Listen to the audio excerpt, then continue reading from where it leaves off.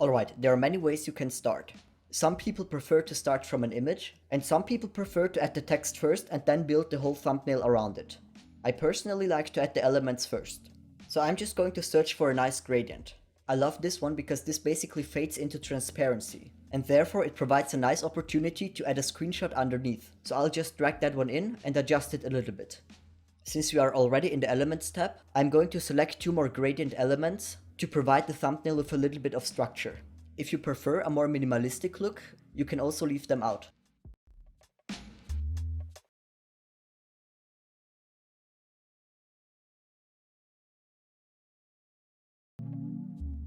Alright, all the basic elements are set. It's now time to add a screenshot. For this example, I'm just going to pick an After Effects screenshot from Google. And that is of course because I haven't created the real After Effects tutorial. But for your video, it's of course better if you take one of your own screenshots.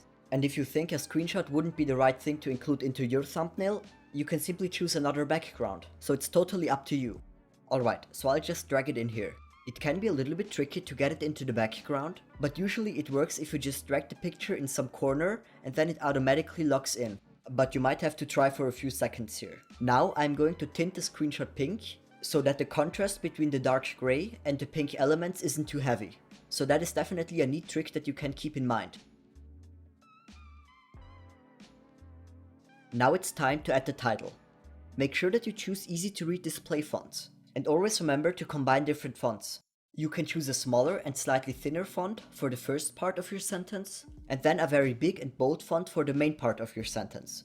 So you really need to make sure that you get the visual hierarchy right here. Now for example right now I just noticed that the font isn't that well readable, so I decided to blur the screenshot in the background. And don't be afraid to spend some extra time on font research and positioning. These are two very important parts of thumbnail creation too. And generally it's always important that you plan in some time. Don't stress yourself too much. If you're in a rush and you need to get content out fast,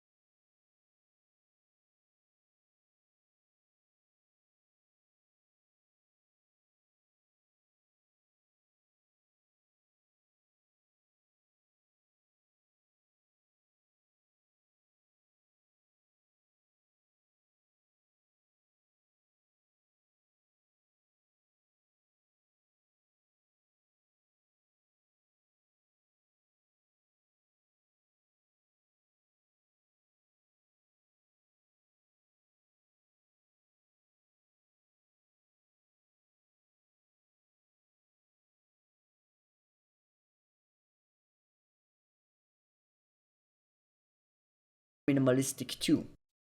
You can simplify your thumbnail by using lighter, more basic colors, and by using less elements. Here you can see an example of a more simplified version.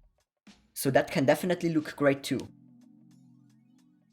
I wanted to end this lecture by giving you a special tip that I got from a few YouTube friends of mine. They told me that they actually photoshopped their thumbnail into the YouTube homepage. In that way they can perfectly see if the thumbnail stands out. I figured a quick way out how you can do this in Canva. It's actually very simple. All you need to do is take a screenshot from the YouTube homepage. Or if you would like, you can also search for a specific term.